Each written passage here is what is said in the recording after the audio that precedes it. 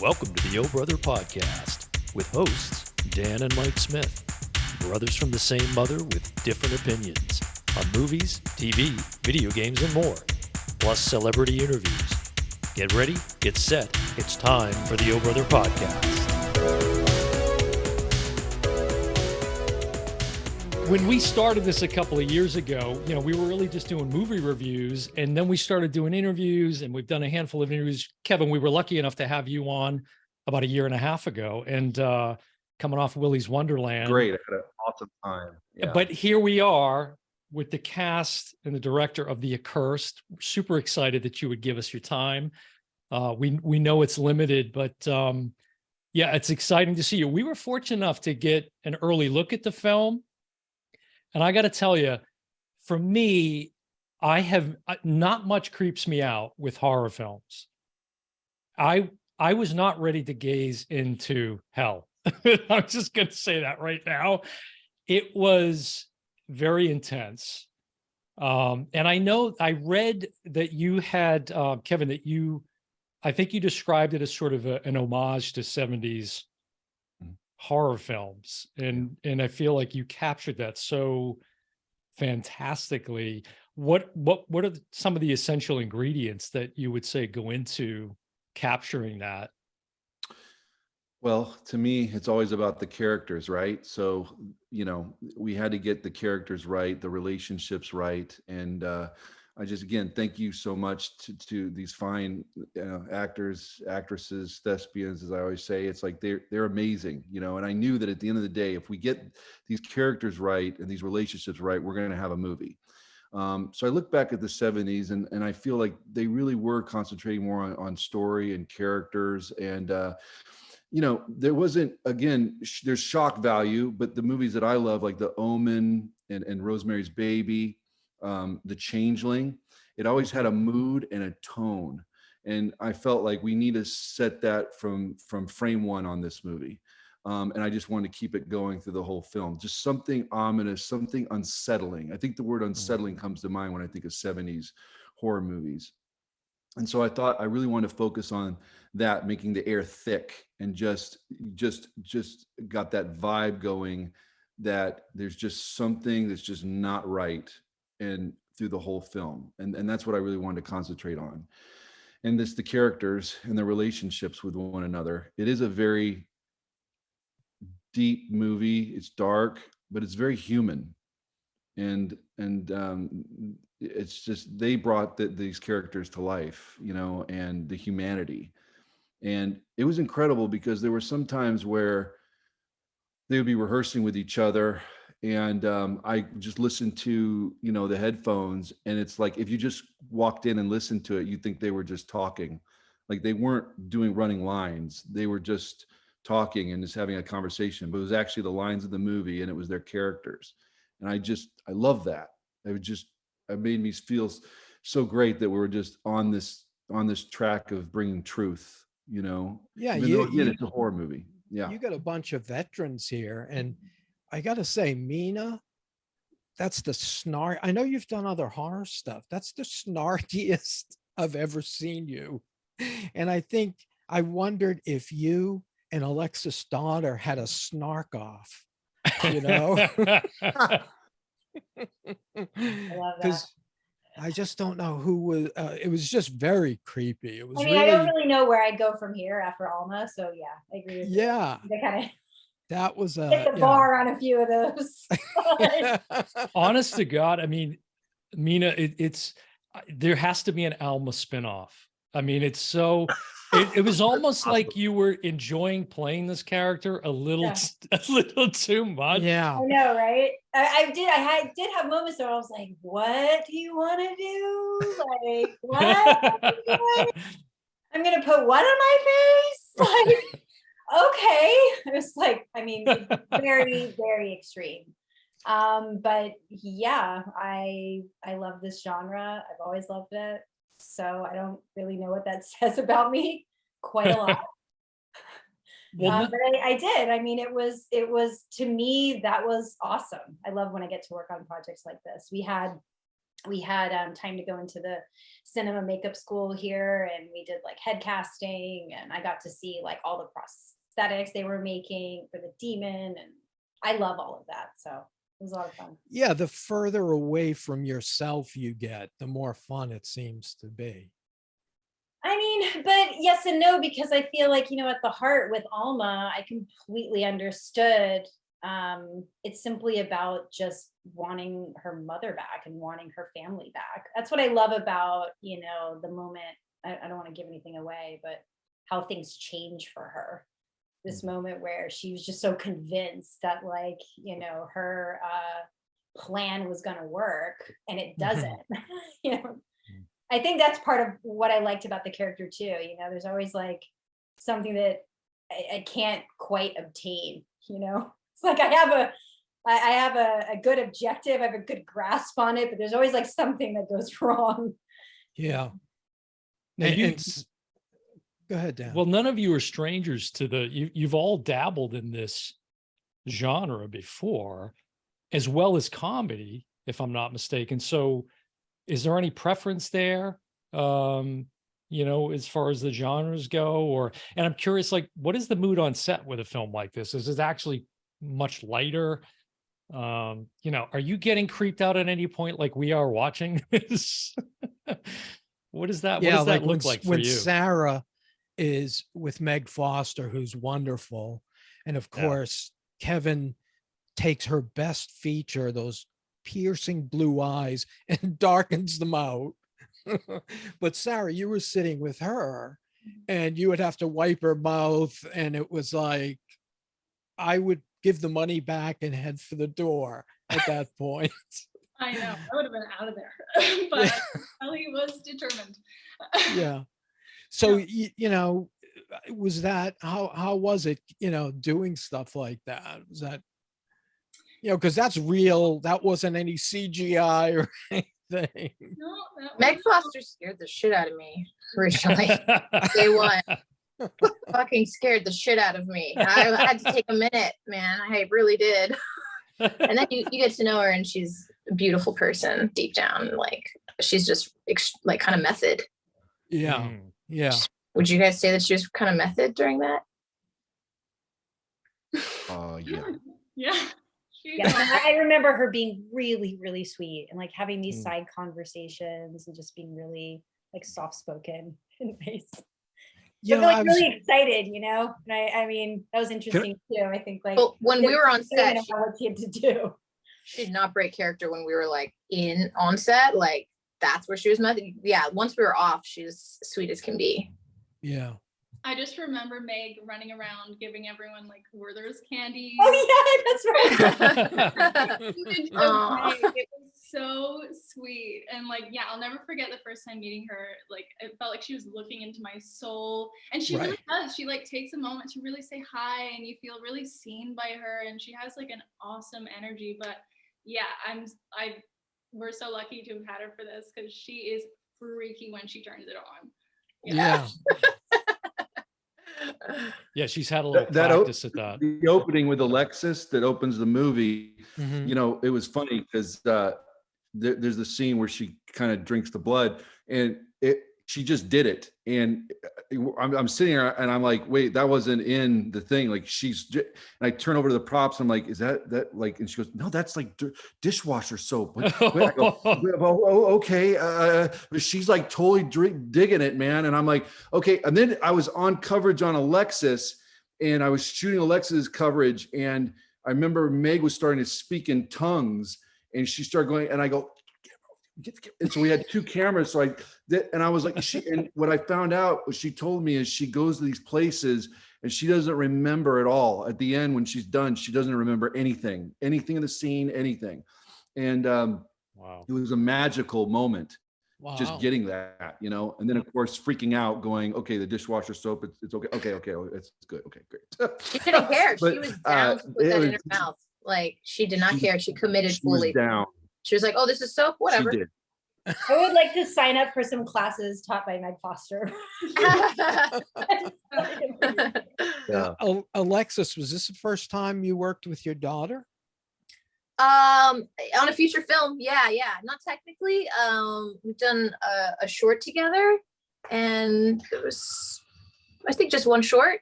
But as a feature film, 100%. And honestly, when Mena's putting skin on her face, like, we're cool to like say spoilers, sort of, right? Like, I don't know. You already mentioned that. How much can we allude to in this conversation? Yeah. Well, we're gonna publish this after it. Oh, right. The day after it opens. Okay, great, Yeah. great. So, Well, yeah. So I when I was reading the script and the skin on the face part, like, that's where I was like, I don't know if I want to do this. This is too nasty. Like, this is not going to work. And I was really upset, like, reading it in a big bathtub in Serbia. I was at the time, and then after I finished, I was just like irked. Like, I felt really disturbed. And then my manager recommended my daughter, and I immediately was like, "Fudge, no!" Like, oh my God, she's gonna be terrorized by this. But then I sat on that for a while, and I actually thought that this could be a really good experience for her for the first time. That nothing bad happens to her character or mine. It's actually pretty empowering, and the fact that she doesn't have to speak is a plus for learning the ropes on a set and not have the anxiety of remembering your lines. So anyways, I'm going on a tangent, but the face spiel thing, like, that was that I almost said something no she just because of came that. up with? Really? Yeah, but I'm no, really curious. Was when she bit the? Can I say when she bit the finger? Sure. Oh, yeah. You just It's did. gonna come We're out all after. in now. I just did. Oh, anyway. But was there nothing there, like, or was there something for her to? There was she had to do it. They're putting it in CGI after, but it did take many takes to get that just right. But then they did have her have a little mini finger in her mouth that she spit out, and she was not happy about that because it was all gooey. And I was like, honey, this is movie making. Like, you got to do gross things sometimes. Yeah. Now, so looking back, did she have fun? Did she, Oh yeah, it was time of her life. She loves acting. It's what she wants to do. I'm supporting it now. I was letting her have a childhood, and I wasn't letting her even do modeling or commercials or anything like that. But now we're pretty committed. Yeah. Well, she got off to a good start. And you said something earlier that I want to comment on, which is that how was the energy on set, because this is a horror film. Surprisingly, it was one of the most pleasant sets I've been on. Everybody was incredibly nice and gracious and just wonderful people. The crew, I mean, from wardrobe to everybody. And my daughter was just amazed. She was like, everybody's so nice. I can't believe it. Isn't this supposed to be a horror film? And I'm like, we got lucky. Yeah. How did it all? Go ahead, Mike. Kevin sets that kind of tone. I mean, when his last film, when we saw a lot of shots from behind the scenes, and everybody had a smile on their face. It was like they were just joking and laughing. Yeah, and some of those behind nice. the scenes production stills and so forth that we've seen, there's some masking in there too. I'm just curious, were you still being impacted by COVID to some degree there and taking some precautions, I guess? Yeah, Monday, Wednesday, Fridays, we COVID tested. We wore masks. The crew wore masks all the time. So yeah. And was the production, was it entirely in Georgia, or did I read some? Savannah. It was. Okay. It's such a mecca. How many now days for of a filmmaking. shoot was it? 18. 18 Wow. days. Yeah. I mean, So it's going to be like, shoot a horror film, Savannah. It's like you have to shoot there always. yeah. Perfect location. There's so much going on there now in Georgia. It's such a, I'm in Florida and work at a college here during my day gig. And a lot of the students that in the film program that we have, they often graduate and go and grab work there. Yeah. It's become the new mini Hollywood, right? I mean, it really has. Yeah. You How okay did from this- the hurricanes? Yeah, we were very fortunate. I mean, there was some flooding nearby, but very lucky here where I'm at. I'm kind of near Disney. And so it was really more further south where they got the brunt of it, and it's weird because like my power didn't go out, none of that. And then you drive into some other areas like, oh, okay, some people were really deeply impacted by this. So yeah, really fortunate there. How did this all take shape, Kevin? And how did you, did you look and say, okay, here's 3 veteran actresses that, are no stranger to horror genre? Was that intentional, or how did you bring everybody together? How did that all come together? I mean, I got the script. A producer, George Lee, gave it to me, and I read it and I immediately just loved it. And so we got to do this. And of course, we moved mountains. I mean, filmmaking, it's funny because it's like every movie's different, right? And sometimes, I mean, with Willy's, Nick was on that for a year before I got to shoot that movie, but with the Accursed, it kind of came together pretty quick. And I was just thrilled when these ladies said yes, and they wanted to do it. I was just like, oh my gosh, this is just awesome. This is, a dream come true. And I met everybody. I met them on Zoom, and then I met Alexis in person, and it was so cute. I'll never forget Kai, her daughter, and she said, you're making a horror movie, but you seem like a really nice person, and that really warmed my heart. But no, a lot more than that. I was like grateful that you're alive. Yeah, she's so just wonderful. Yeah, and she took a liking to you. Yeah, and so we basically I just felt really good energy, the vibe that we've got these. They get the material. I had conversation with everybody, and I just felt like, man, we're exciting. We're going to do something really cool, And I was just, it really felt like it was meant to be, Sometimes you will things in, you work at it. You like, I'm not going to let this go. It wasn't on this one. It was just kind of meant to be. And that's why I knew like we're doing the right thing. It felt really good, Now you've all seen the film already? Have you seen it in its entirety? Okay. Everyone has. Sarah, you're a black belt. You could have ended this thing 5 minutes.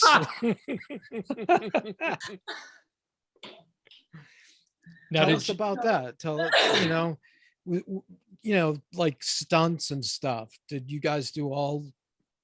There's a lot of physicality. I'm in Boston. Yeah, I think everybody at some point was kicking each other's ass in this. Yeah. Right? Yeah, we definitely had some stunts. I wish I had more. I really love doing stunts. I think it's so fun. Anything that I can get physically involved, it's like that much more immersive. And and I was appreciative to Mena, like with our stunts. I remember you being so, like, you were like checking in and like, are you good? Like, I was just thinking about it. I was like, I have to put this in her mouth. I was like, right. I don't like this. I was so concerned about that moment. It was horrible. I know. And I was just like emotional. I was just like trying to fight. And so I really felt like taken care of by you. And I was like, oh, nice. Yeah, that was good.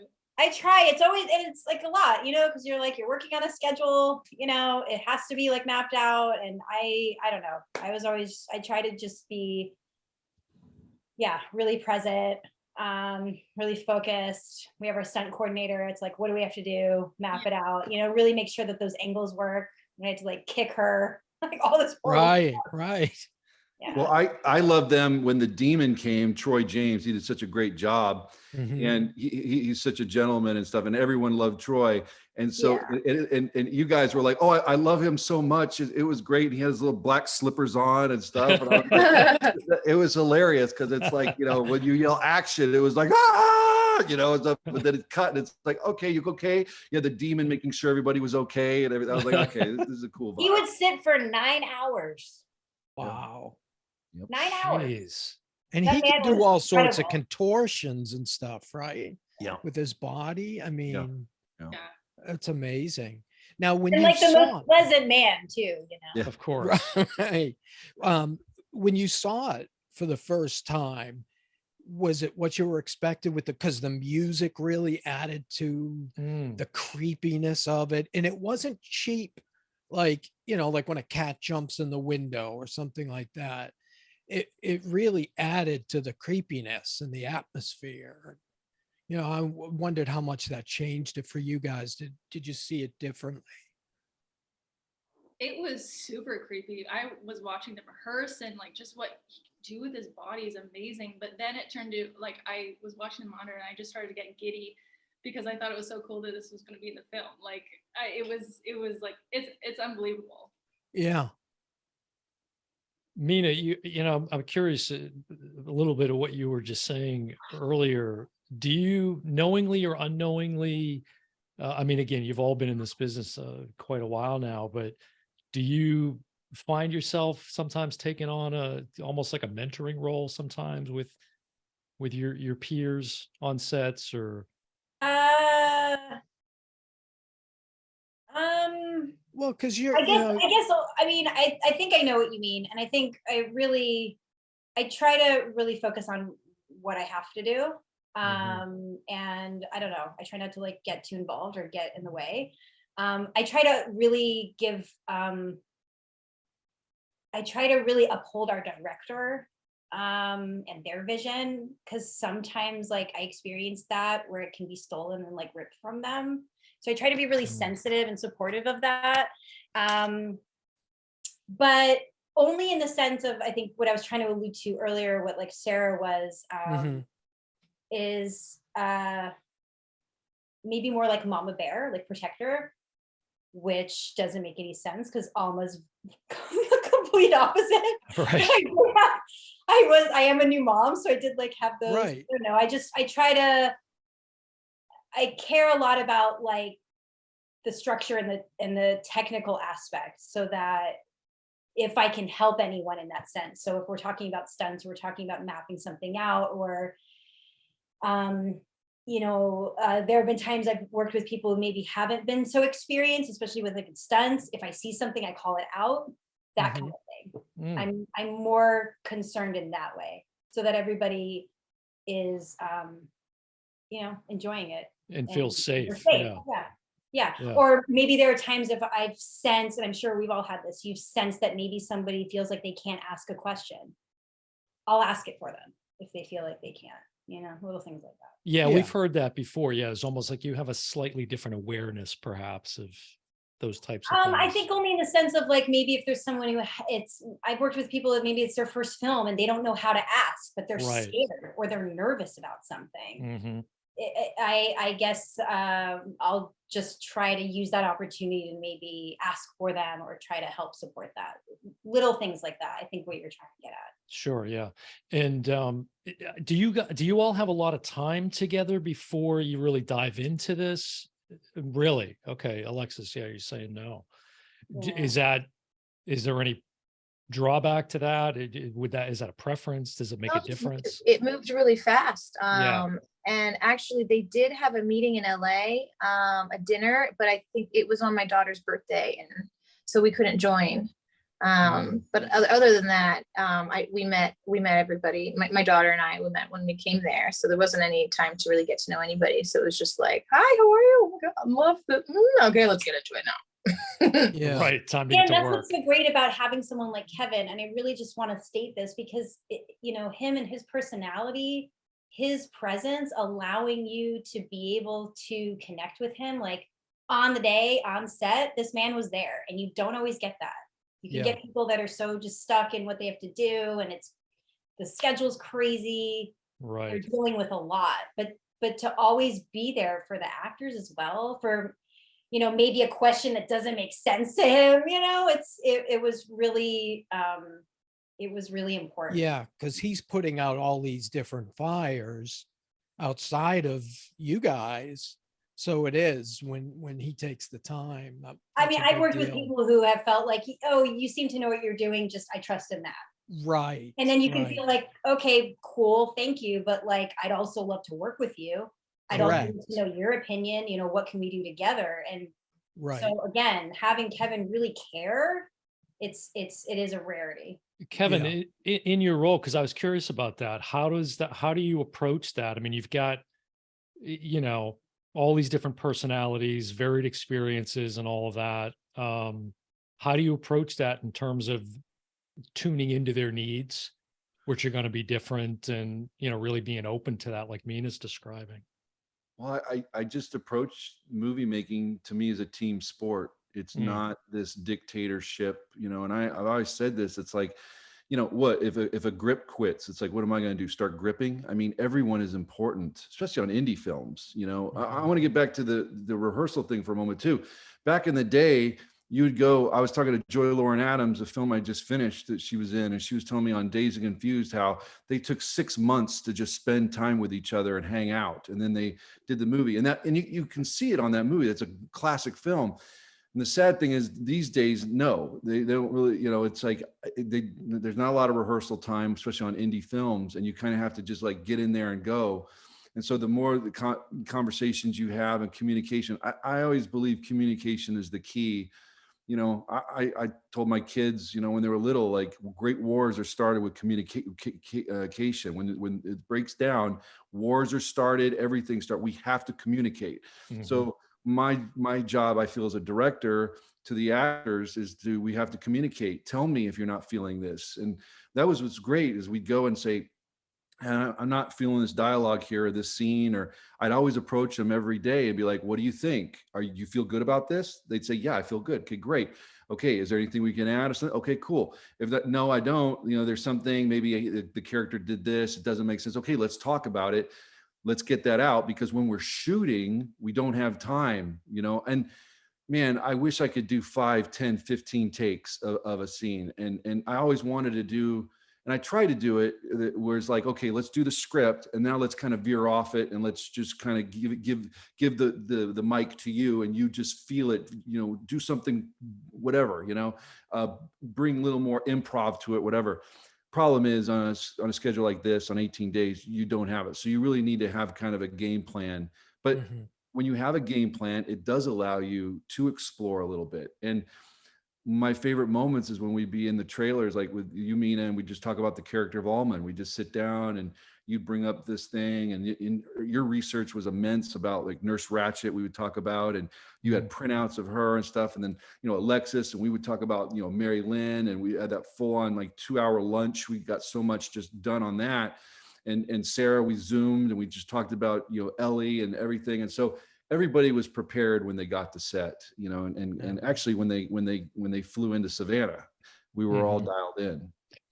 Well, you guys did a great job. You creeped us out. I think it's going to be really, I'm glad for you, Kevin, because you didn't get to do this last time and have a premiere and everything. So that's great. Yeah. One last question for me, and then I think Dan has one, is all of you, the three of you have done TV and big screen.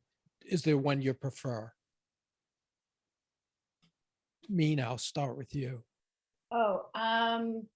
No, I've never really or I've tried to erase those lines of delineation. I really just love. So you prepare the same way?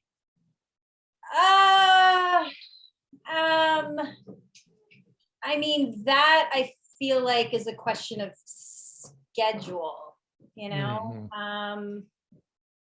yeah, I mean, I think that I overall prepared my own weird and kooky way for anything, but no, I mean, as far as I mean, it's all art, it's all art to me. And it's funny, I see the nurse, in Alma, I see the Nurse Ratched. When you brought that up, and I thought back to, I was like, God, I can see her channeling Nurse Ratched. I don't know if it's a coincidence, but there's a nurse theme here too, if I'm not mistaken, right? There's Mena, isn't your mom a nurse? Kevin, your wife's a nurse. Elly, you play a nurse. I feel like there's so much Sarah plays a nurse. Really. Yeah. And I did want to say, Kevin, what you were talking about, I mean, it taps into something to me in my experience that I've learned is leadership and listening, and how important listening is as part of leadership. And that's exactly what I'm hearing when you talk about that, making that connection and being present for everybody. I know we're running out of time, but Mike and I like to try to can I ask Sarah and Alexis first? Oh, sure. Yeah. Because I wanted to finish. I talked to Mena. So Alexis, how about you? It's a great question. It used to be that film was what was prestigious and most desired, and TV is like an embarrassment, right? It's but it's just the opposite. Totally changed. Embarrassment. It's just that as an unemployed actor, you kind of want to get on a series these days, Absolutely. And aside from that fact, from monetary and just having a safety net, I personally have only pretty much done films. I did one TBS show and I've done some guest star stuff, but I don't know what it's like to be one character so deeply for so long, many seasons. And I want that now. I would like to have that experience of going to the full depths of a character and bring bringing out literally every element you possibly could and letting them evolve over time and just really committing to that one character. So I'd want to do TV now, but I would not Yeah. stop films. Yeah, there's some great series out there. We could talk a half hour about that. How about you, Sarah? Yeah, I think TV, the quality is amazing these days. I was lucky to do a TV show and I really enjoyed that. The thing about, I like films because they are a bit quicker. So if you're going on location, like that's great. You can go kind of explore somewhere and experience that and then go back home. I think it sometimes could be harder if you're doing a series and, you're away from home. So that's something to consider. But yeah, they're both great. So thank you for bringing us this film this time of year too. I mean, what better time to be getting this movie, The Accursed, which of course comes out on the 14th of October. Last question, the answer can't be The Accursed, but what favorite horror film? The Conjuring. Clockwork Orange. Ooh, Wow. Stanley Kubrick. Kubrick. Wow. I know you can't. I mean, come on, Kubrick. Like, Yeah. done. I mean, obviously, The Shining. I would like to throw some love towards Entity. Ooh. That movie really disturbed me, and I liked. I feel like I was really struck by like their level of like effects, Yeah. back then. And it kind of based on a true story. Have you seen it? Do you know? Yes. Mhm. Okay. Yes. And it is. It is. I think you all creeped it, but yeah. Kevin, you got to answer too. Evil Dead. Oh, okay. Sam Raimi, right? Yeah. Yeah. Okay. Well, it was great having you guys today. I know it's going to be a very long day. It already has been. So good luck with the rest of it. And we're looking forward to seeing this on the big screen. Thank you. Thank you Have a guys good so night. much. Thank, Thanks, everybody. Great to talk to you. Thank Great you, to Michael. meet you. Thank you.